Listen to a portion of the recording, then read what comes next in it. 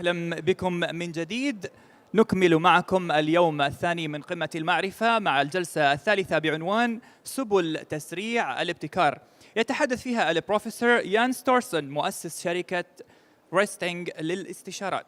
سيلقي الضوء على كيفية الرصد المبكر لمواقع الضعف في الأعمال والمجتمعات، الانتقال السريع من الفكرة إلى بناء النموذج الأولي. أهلا بكم.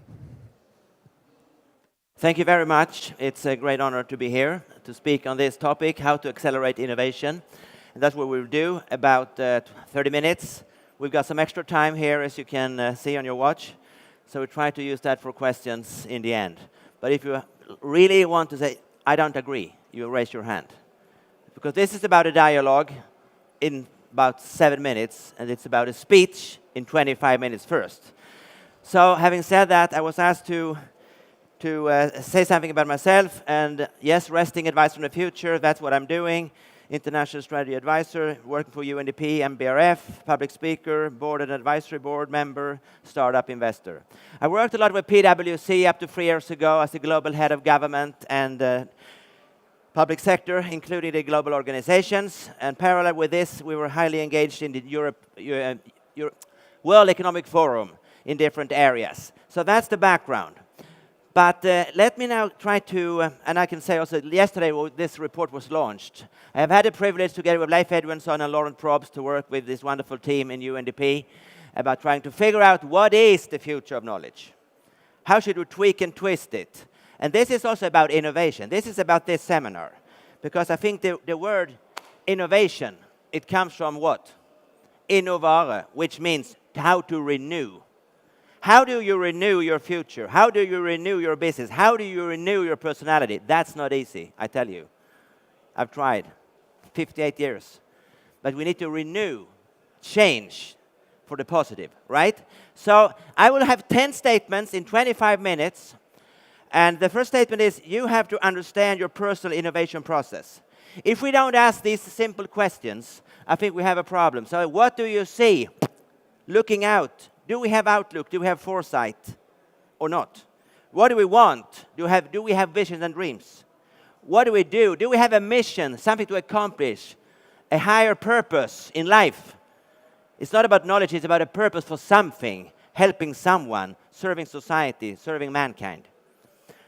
Why do we do it? Are we clear about why or I'm getting so engaged? Why do I work too much or too less? Why do I take action?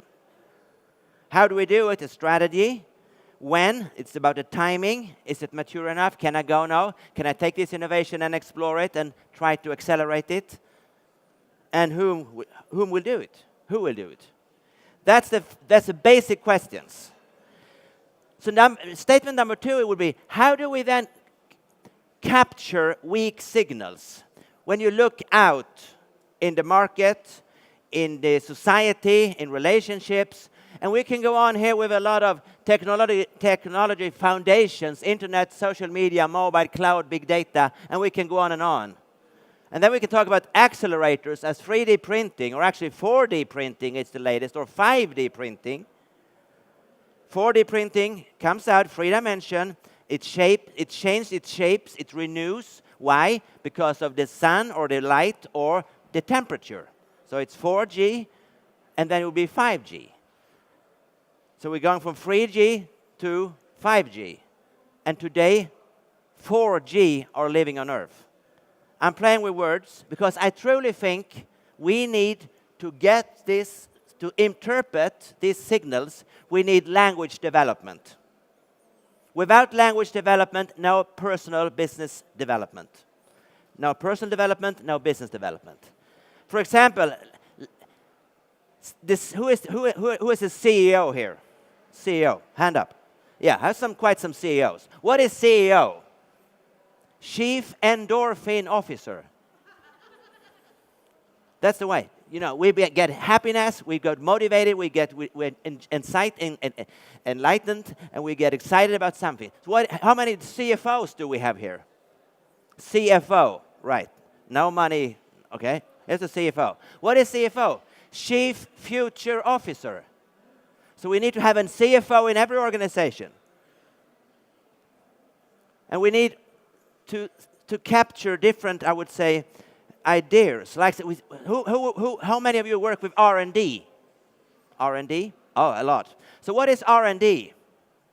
It's research and development. What is research? Re means you go back. It's history. So it's basically archaeology. Research and development. I would say we have an F&D for search and development. That's a different thing.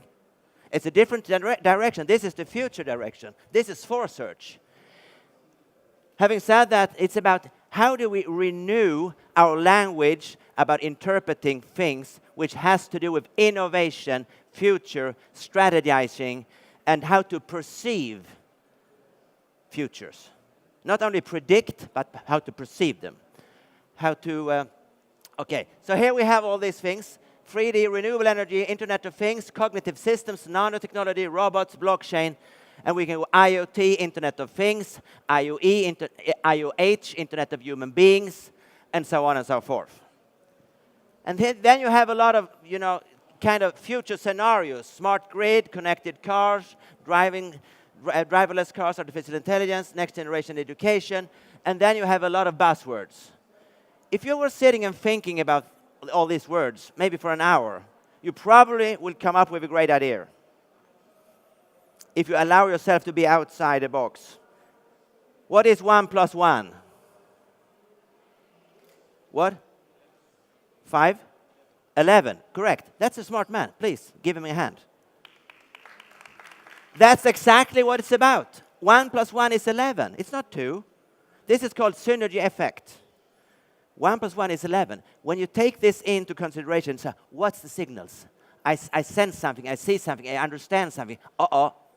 Let's back off here. Let's do like Leonardo da Vinci and back off and get the perspective. And then, then I go down and I do it. That's innovation. If you have got a process in your mind and you try to interpret and say, well, this is really interesting. I need to get a perspective, as Leif said before here.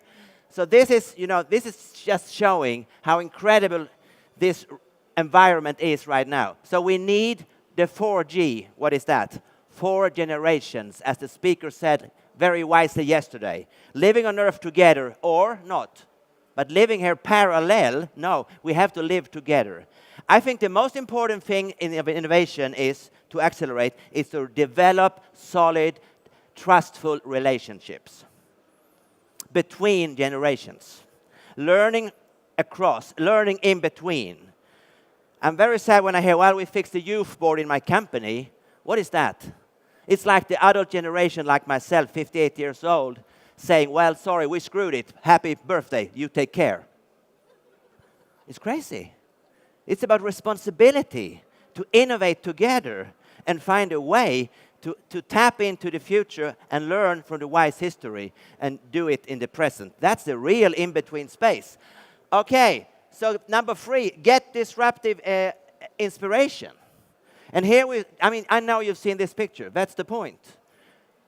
How many of you have get inspired about looking into this graph? Only one person. Oh, it's sad to see. But I was very inspired, I tell you. Because this is to think outside the box. To say, well, we understand something different. So Uber, the world's largest taxi company, owns no vehicles. Facebook, providing the most text. They have no owners. They own the content, but they have no authors, right? And then we have Alibaba, the most valuable retailer, has no inventory. And Airbnb, the world's largest accommodation provider, owns no real estate. Yeah, we heard all this. I know. So what is innovation for Airbnb then? Yeah, it's to build a house. Very innovative. Yes, in their business model, it's very innovative. To start to think about designing new houses and flats and condominiums who are suited for a perfect match with their business model. So they have a vertical integration, a horizontal integration, and a vertical integration. And if I think about some little things in that mix of in-between space. So classical stuff could be really, really innovative when you are in a business like Airbnb or Spotify, as Leif said, an IP innovation. So this is an example. Get fresh perspectives. What is a fresh perspective? Is this a fresh perspective? Not really, maybe. But is it true? It's the Mercator projection of a mapping since the 1600th century. When I was traveling to New Zealand, I got another perspective. I got this.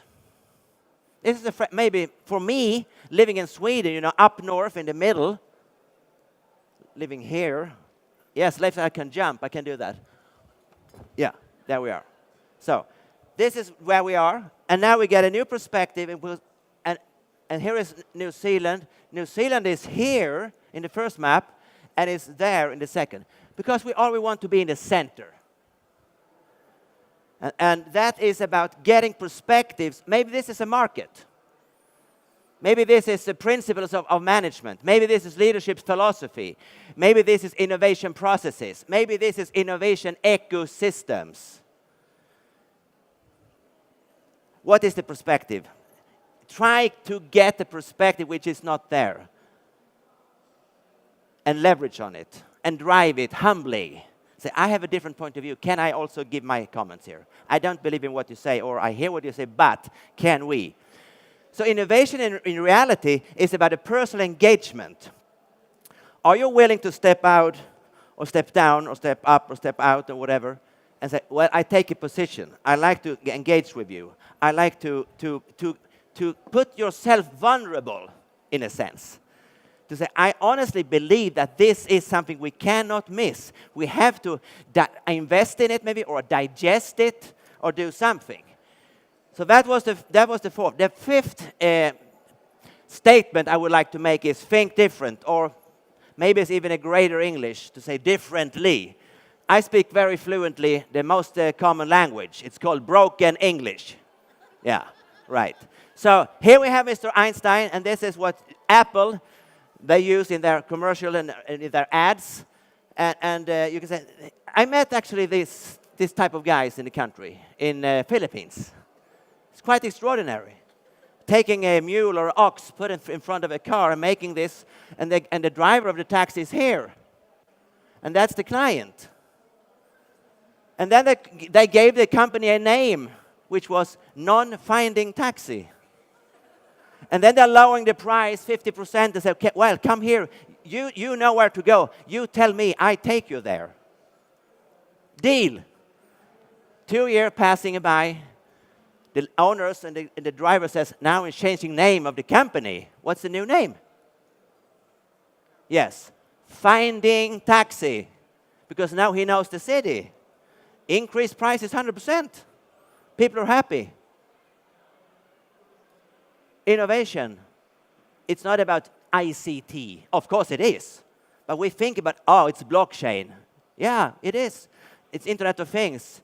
It's AI. Yes, it is. But this is also innovation. Innovation applies in every sector of life, every sphere of society, every industry.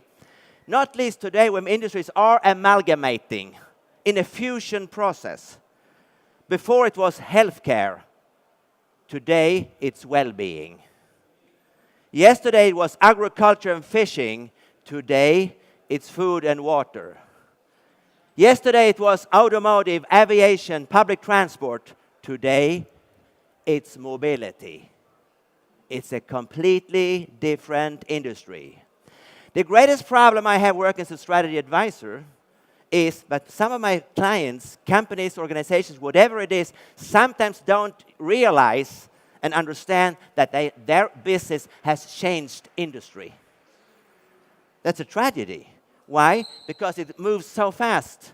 So we need, in that momentum, we need to find new ways to create value for the clients. Here in Dubai, I don't know if this has been built yet. It's called Hydropolis.com. Because there's a competition in every city around the globe building the tallest building. And if everybody builds a tall building, and right now Dubai is the winner, for sure. It's great, fantastic, awesome. Wonderful shape, design, lightning, it's fabulous. But then says, China calls to the world, say, we are building not only 980 meters, we are building 1,126 meters. Not good. So when we understood that the attitude here, when we worked some years ago, with the Sheikh's office, the discussion was, why should we build the world's tallest buildings twice? Why don't we build the world's lowest building? It's 3 stories deep. So there's a project here, not materialized onto a full screen, but you go with a submarine, you go with something with a boat, you go to. So again, think differently. Leif said, put the other side up. Change it. If everybody goes for the tallest, you go for the lowest. If everybody goes for the fastest, you go for the slowest. Fast food, slow food. Innovation. So it's very simple what we talk about here. Okay. Number 6, ask mind-expanding questions. And I think it's important to ask those questions. And Quizix is the art and science of questioning. And you can ask this question. Shaping the future by tradition, that means how many seeds are there in an apple? How many? About 5, 6, 9, 10? Yeah, maybe. Let's say 10. 10 seeds in an apple. Right. This is traditional business as usual. And here's a different thing. We take this up and down, and we say, shaping the future by innovation, how many apples are there in a seed? And that's indefinite. This is the nature of innovation. It's indefinite. It's viral. It's exponential. We think future is linear. Best case. Slowly but surely, slowly but surely, slowly but surely. Yeah, good. Sometimes it's even not going upwards, it's going downwards. We have a problem. We solve the problem, and then maybe we have an exponential development. Why? Because new knowledge units comes together in a new way, in a new process, in a new time, with a new color, with a new smell, with a new idea, a new perspective, a new dimension. And those small things together, working together, collaborating, co-designing, co-creating, will make things different.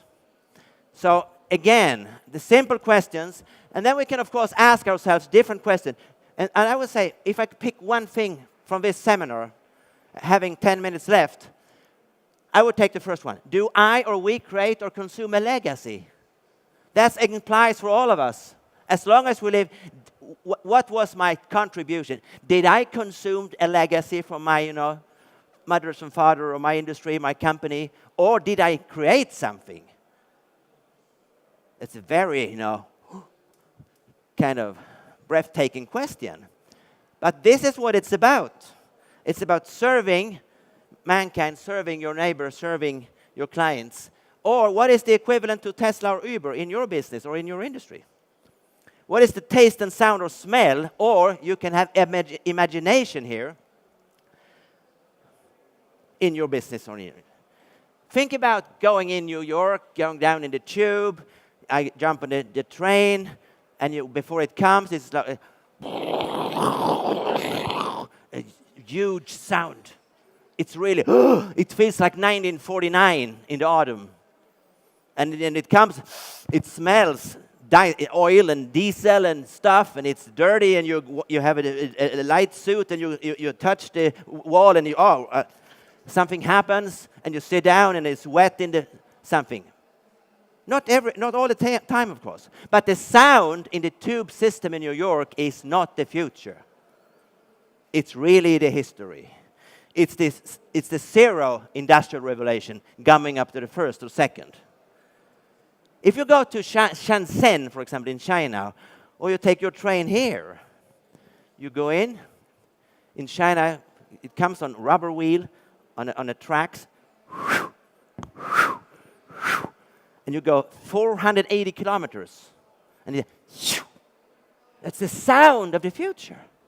So again, how do we interpret sounds and how do we visualize and the impressions we get while walking and working an ordinary day? Again, the question was, how do we perceive and how do we interpret the weak signals? What's the sound of the future in your business? Are we downloading or uploading is the next? It's easy to download and tweak it 2%. And we say, oh, it's an innovation because I did something different. I respelled this name or I did something. Okay, good. But it's also possible to upload, to have a great idea, to go there and say, this is what we think. Give it out, give it freely, and enjoy it. And take part of that process. I think open innovation is a very important process. What happened when Tesla released all the patents and all the IPs? The whole world started to look at Tesla. Oh, how can we leverage on this? BMW, Mercedes, and all the other big car dealers and big brands were changing the whole model of how should we produce cars for the future. Because it was open, it was innovative. It was uploading to the community. Okay, are we leading in the new in-between spaces? Entrepreneurship is key. And I would say the word entrepreneur means entrepreneur. I'm not speaking French, but I learned entrepreneur, which means something about to see the things in between and grab it. An entrepreneur grabs things in the in-between space and runs with it. So what is an entrepreneur? Is it a businessman sitting in his basement making a new code or index or creating a new app store or something digital? Could be. Or it could be a politician who is a political entrepreneur.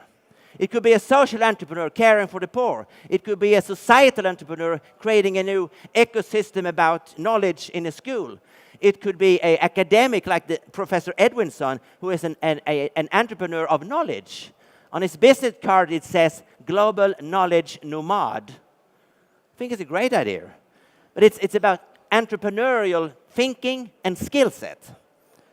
In today's world, we are overeducated but underskilled for the next revolution or evolution. We met recently with the CEOs of the automotive industry and financial industry, and they said, what is the next skills needed? We don't really know. Skills, digitalization, automation, robotization, and how do we do? How do we get the workforce upgraded? So that means we need to go into a new space. And that means also that we have to analyze these different circles and expand the in-between space. The outside, that's the market and the client needs. And second is the inside, to orchestrate, to get your acts together in a slightly different way when you're competitors. And a facilitation process about engaging others into it, of making a connection. It's not a digital thing. That's, you call it connectivity. That's good. We need it. It's a digital connection. I think we need contactivity. That's human beings. Human beings living in relationships, trusting one another, doing good things, being happy and try to create value, having a purpose. That's the best basis for innovation. Not frustration, I don't think. To have joy and peace and freedom, that's the good things for innovation. So go into this space, figure out what is my part and my role in this. So the in-between the houses, looking up, in between the hands, in between the roots and the soil, in between, and we can go on and on. And I would just say to you, please find ways to define new in-between spaces. Between industries, between sectors, between functions, between issues, between cultures, between. And then you put a very interesting word before, at first, which means future of XX in-between space. So what's the future of future knowledge? That's the question we're asking us in this upcoming process. What's the future of knowledge? It doesn't end with being able to analyze real-time data. What's the future? Okay. So don't ask, okay, understand the market and the real needs. And Ford said, if I had asked my customers what they wanted, they would say the faster horse. I think Bill Gates said quite the same. He said, when we asked our consumers and clients and customers about Windows 3.1, they were so happy. They said, this is absolutely great. Now you're done as Mac did. You have this mouse and you have this graphical illustrations and intuitive interface. Perfect. Don't touch it. He said, if we haven't been changing Windows 3.1 up to Windows, whatever it was, 5 something, we wouldn't be in the market anymore. So but the conclusion is, don't listen to your customers. Don't listen to the clients. Of course, do it, but then you have a dialogue, which means creating value on the words you are sharing with one another, dialogos. Okay? Discussion means confrontation. I tell you, this is the way. So I think we can find new ways here about understanding that there are real needs. Here it was about the train. It wasn't possible. So, it won't fly. You will die if you go as fast as that. It doesn't work. So again, who are you pitching for? What are you listening to? Understanding the real needs. I worked with a company who was in the drilling industry. You know, drilling a hole, you know. In stone, in mines. But right at a sudden, I found out that they were not in the drilling industry. They were in a new industry. What was the name of the new industry? The new industry was named the hole industry. To make a hole, you can do with laser, water, air, light, and a drill. Yes. So if we think we are in the drilling industry because we like to make a hole, we have to change industry. Again, it's very practical, and again, it's about understand the real needs in the market and redefine what you do. Say, this is the value proposition. This is the value proposition. We can take that. Here is a traditional flooring company. They said, we need to do a complete new innovation system of the human capital, our technologies, and the business model, and create a new process. Before they sold these wooden floors, they get paid per square meter and say, that's very good. But now they say, think about, maybe it's not about having a floor only in the room. Think about in this new digital age, it's about big data, it's about information, it's about sensors, it's about capturing information, it's about analyzing this big data volume, it's to draw conclusions, AI, machine learning, coming soon up next.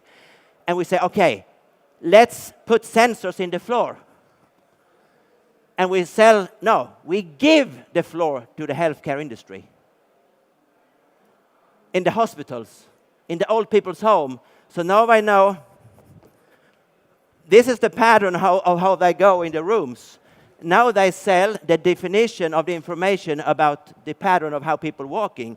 And now I'm sleeping, so now I'm in my bed. Now I come up, okay, now we know she is alive, he is alive. If it's, there's a lot of new signals.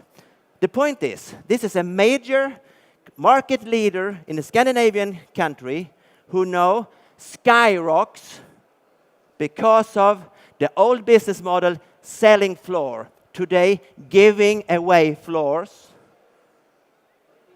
selling data, selling information. So the hospitals say, oh, that's very interesting. Now we see completely new patterns. This is innovation. This is understanding that the real need is not our product as it is, but we can change it, we can tweak it, we can do some better things. And then close to the next, make prototypes. This is from UNHCR. Review, refine, prototype. Make something. Make the first model, make the second. 0.1, 0.2, 0.3, 0.5, and so on. make new things. Make it in small scale. Not one size fits all, going out to all the market. Test 20 clients. Hani Torki said this morning, we tested 20 countries instead of 150 countries with the new index. It's a test, it's a prototype, it's a pilot. Learning about how things come across. And finally, orchestrate your ecosystem. As a person, my relationships, my stakeholders, my clients, my advisors, my financiers, whatever it is, or your business, and get this right. And we said, last slide, yesterday, that this value-creating process is not, it's a value star. It's not a value chain going upwards in a linear way. And the logic is that you get these customers, suppliers, collaboration partners, and competitors, suppliers, it should say here. And then you get the pattern. That's the pattern. Completely unlogic. Why? Because you're working together with them, not against them. There's no competitive strategy. 1 minute. And then you can add into this hybrid organizations, not-for-profit companies, universities, incubators, and government issues, and governance facts and policies as a part of your ecosystem. Do I understand the next level of governance models about how to display data in my app, on my little mini app store, on my platform, when I'm selling to clients? Do I understand what it means? If not, we have to go back and get a perspective and doing the homework. This is to create your ecosystem of relationships, of knowledge and wisdom and understanding, because I think we are moving from, as was said, a knowledge society. Sometimes we talk about knowledge cities as well. I think we are moving from knowledge to wisdom, from knowledge cities to wise place. I wish and hope Dubai will be a wise place to get this information, to get this understanding and interpretations for the future. And you have future centers, innovation centers, and living labs to put some sugar on the cake when you design your ecosystem on a personal level or on a business level. And finally, we learned that this old concentrated economy, something goes in, something happens, we don't know, something comes out, probably a car, we don't know, and that's it. Or you combined Google, Facebook, Amazon, and Apple, so you can Google the word GAFAnomics, G-F-A-G, GAFAnomics. It's breathtaking. About new business models, everything is happening in between. That's the distributed economy. That's why blockchain is relevant. That's why AI innovations comes into all spheres of society, and so on and so forth. And we learned, and that has been shown, I will just wrap this up, that the future is the roots. How do we cultivate your roots? Cultivate your roots. A picture from Professor Leif Edmondson of Intellectual Capital. I think this is very important. The fruit, the apples we eat today is the history. But if we cultivate, how do we nurture, how do we, come together as friends about innovation? That's the most important thing. And, culture eats strategy as breakfast. So if we have the wrong culture, the wrong thinking, the wrong mindset, forget everything about innovation. But I wish you great success. And I would say there's no shortcuts to the road of success. Don't try to go under the bridge. Read the signs, interpret the signs, try to make it personally, and I would then say thank you very much.